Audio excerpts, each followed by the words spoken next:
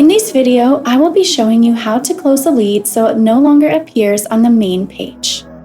For your firm, you would likely be closing a lead out because they are no longer a potential case. Beginning on the main page for leads, click on the name of the lead you would like to close. This will take you to a different page with all of the information. In the top right corner, there are two buttons for Close Lead or Convert to Case.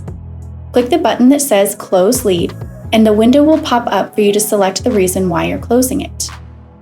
If you don't see the reason listed, click the plus button, and a window will appear for you to type your answer.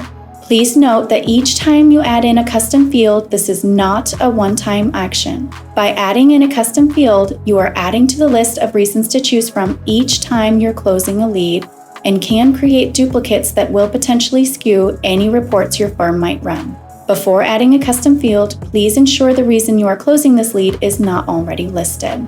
You can also select if the lead was qualified or not. This means the lead met criteria that your firm requires in order to take on a case such as county or practice area. Once you have your reason listed, click the blue Save button, and you will see the status change in the upper right corner.